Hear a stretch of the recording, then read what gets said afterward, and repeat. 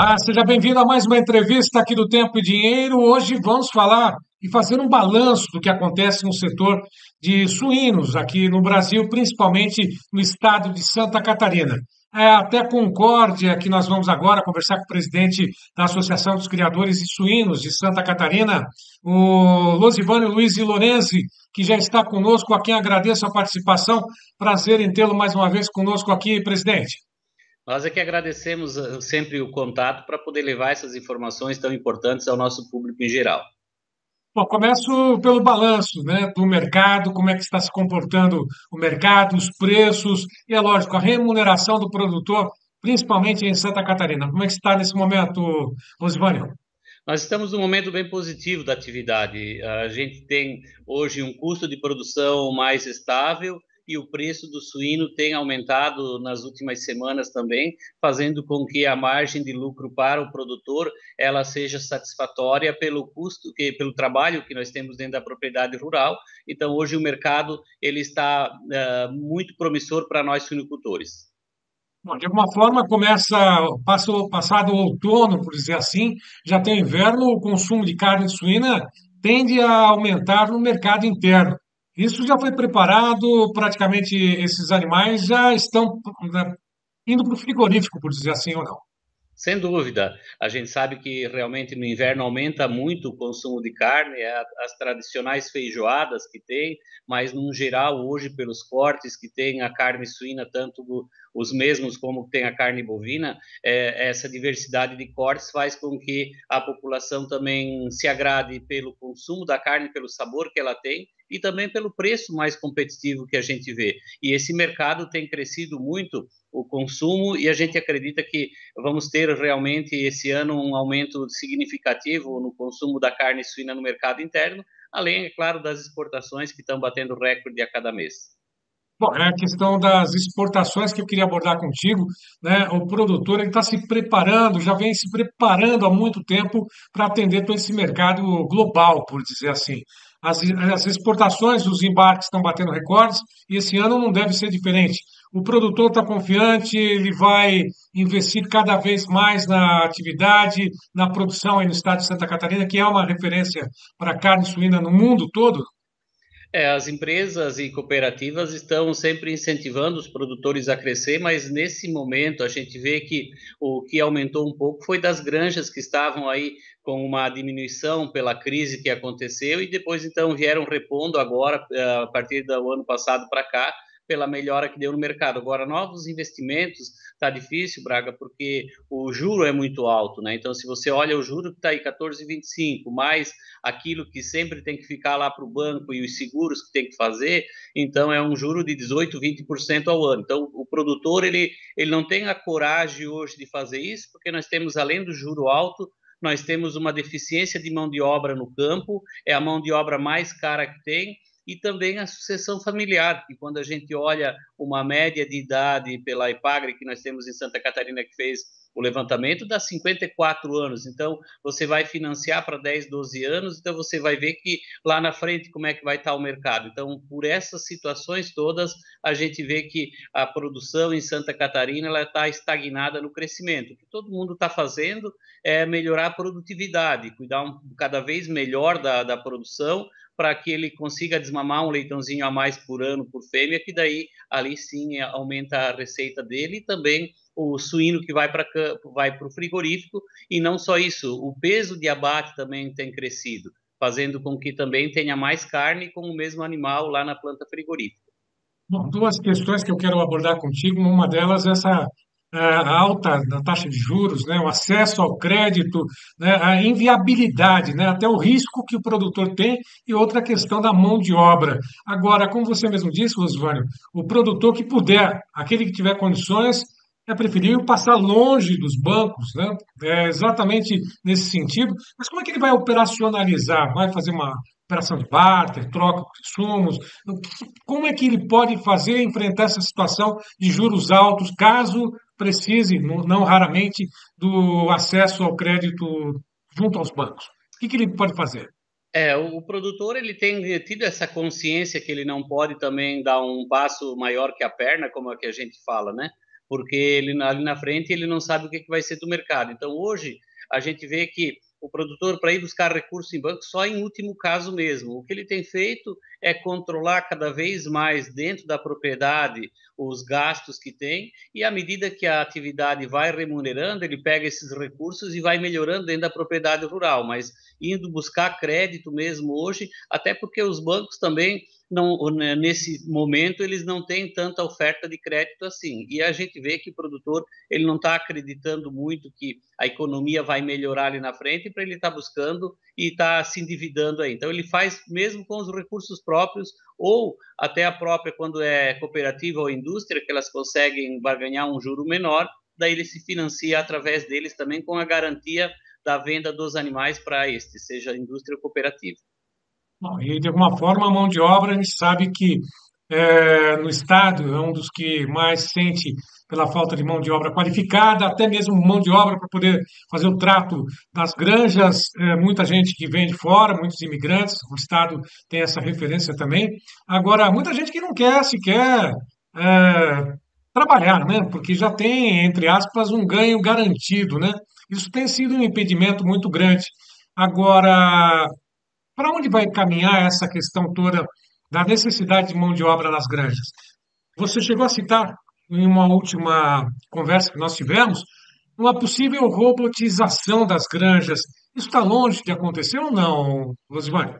Nas terminações de creche, até é fácil quando se fala o trato para que aconteça a robotização. Daí tem os robôs hoje que bota lá o trilho, ele vai e faz, ou os sistemas automáticos também de drops que também fazem isso. Agora, quando é a produção de leitões, daí o manuseio das fêmeas, a detecção de cio, cuidar do parto, fazer o desmame, aí não tem robô que consiga trabalhar. Então, a gente vê que a produção com matrizes é onde tem a maior dificuldade para investimentos na atividade, porque daí está faltando essa mão de obra, mas os demais estão se adequando como podem na robotização, embora caro também, né? É um financiamento a longo prazo que o produtor tem que fazer para poder bancar essa conta aí, mas quem olha um futuro na atividade e que quer continuar realmente, ele está indo para esse lado, porque além da mão de obra ser cara, no meio rural o produtor tem que dar casa, geralmente ele bota lá a internet também para a pessoa, para a família que vai morar, porque geralmente são famílias onde é grande produção. Então, tudo isso é um custo alto que nós temos dentro da propriedade rural e cada vez mais está difícil você ter gente que venha e que trabalhe sábado e domingo também, por mais que seja intercalado, tenha o tempo de folga e tudo durante a semana, mas sábado e domingo a propriedade ela não para. E aí quem vem geralmente não quer trabalhar final de semana. Então, essas são todas as dificuldades que o produtor rural, na suinocultura, ou que seja, trabalhar com qualquer animal vivo, está sofrendo no meio rural. Aí vem a questão toda relacionada à sucessão familiar. É um outro entrave ou, pelo contrário, os sucessores, por dizer assim, estão mais interessados na atividade? Como é que está essa relação, Rosivane? Quem ficou até agora na atividade, aí vai continuar. O problema, Sérgio, é que nós tivemos num passado aí uma crise muito forte, várias crises da suinocultura que desincentivou o jovem a ficar no campo e até os próprios pais falavam, né? Ó, não queremos que essa vida para você, vai estudar, vai buscar alguma outra oportunidade. Então a gente perdeu muito dessa força jovem no campo, por isso que está nessa idade hoje que eu comentei, 54 anos aí, a média em Santa Catarina. Mas quem ficou está investindo, está crescendo e está mantendo, porque sabe que a propriedade rural realmente já tem muito investido em cima para ele sair buscar alguma coisa e trabalhar de empregado também tem as dificuldades ali pelo padrão de vida que ele já tem hoje no campo. Então, essa que é a questão, né? Mas realmente quando a gente parte para a contratação de mão de obra, tem todas essas dificuldades. Além desses entraves, né, desses desafios, nós temos aí outros com relação à legislação, a própria legislação ambiental, no caso do combate ao javali. Né? Como é que está sendo essa situação aí no estado de Santa Catarina? Como vocês estão lidando com esses invasores aí no estado, Rosivânia? Nós temos o pessoal que pratica a caça esportiva até também e que vai a campo abater esses animais, porque como ele não tem um predador natural, ele tem uma proliferação muito rápida. Mas nós temos sim uma preocupação porque esses animais rústicos eles carregam todo tipo de doença, dos quais na questão comercial, na produção comercial que nós temos de suínos, a gente não tem. Então há sempre um controle um pouco maior, mas os caçadores também reclamam das burocracias que cada vez mais colocam na legislação para que eles possam estar indo fazer essa caça desses animais, mas realmente é uma preocupação do setor, não só em Santa Catarina, mas em todo o país, para que a gente tenha um controle sobre essa população de javalis que não venha trazer problemas para a nossa suinocultura, porque realmente o prejuízo seria incalculável, porque além do mercado interno, as exportações, tudo que agrega para o país é realmente muito preocupante se nós tivermos algo com relação a alguma doença do javali na produção comercial. Sem dúvida nenhuma, uma preocupação a mais e a legislação deveria ser um pouco mais clara, né? Nesse sentido, até permitir o combate a esses invasores, né? Para evitar problemas econômicos, né? Até com a própria atividade, não só em Santa Catarina, como outros estados, né? Estão espalhados Brasil afora. Agora, Luziane, para poder finalizar contigo, geralmente nós temos em abril o chamado movimento, né, em que anunciam invasões, terras do Brasil afora, né, aquele chamado movimento vermelho. Eu sei que em Santa Catarina vocês, produtores, inclusive algumas autoridades, junto com as entidades de classe, representantes dos produtores, fizeram um movimento contrário, né? Em contraste ao movimento do Abril Vermelho, vocês criaram um outro movimento. Qual é e como é que está sendo tratado nesse sentido? Conta para gente.